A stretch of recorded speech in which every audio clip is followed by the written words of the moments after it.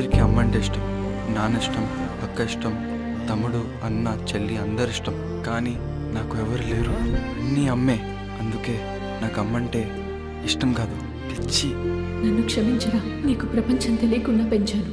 నీకు ఇష్టమైన దేవుడి ఫోటో వెనుక మీ నాన్న ఫోటో ఉంది, అందులో అడ్రస్ కూడా ఉంది.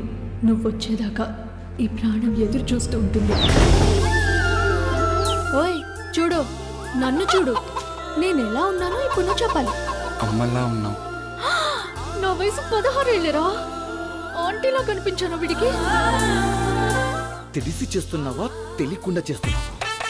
నేనేం చేయలేదు సార్. నేనంటే యూపీకి ఉచ్చా.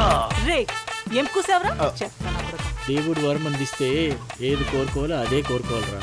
వేరే ఏదైనా కోరుకుంటే ఇదిగో ఇలా ఉంటుంది. ఒకడికి ఆయుష్ ఉంటే వాడిని ఎలా చంపినా బతికేస్తా, కానీ వాడు తల నరికేస్తే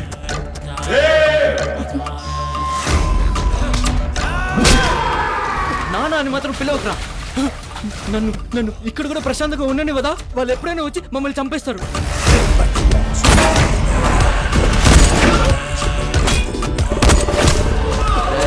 నిన్ను కాల్చకుండా ఎందుకు వదిలేస్తాను తెలుసా? మా అన్న లేకుండా మేము అనుభవిస్తున్న బాధని నువ్వు అనుభవించాలి.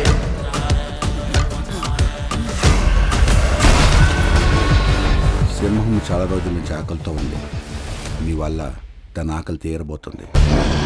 తుపాకీ నువ్వు కాల్చినా పేలుతుంది, నేను కాల్చినా పేలుతుంది. కానీ బుల్లెట్ ఎక్కడ దిగితే చేస్తాడో తెలిసినోడే రా.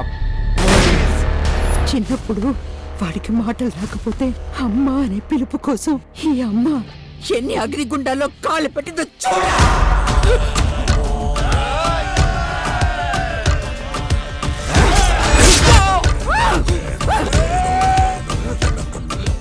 అంటేనే అమ్మ కాదు, బిడ్డని సరైన దాలో పెంచే పేరే అమ్మ.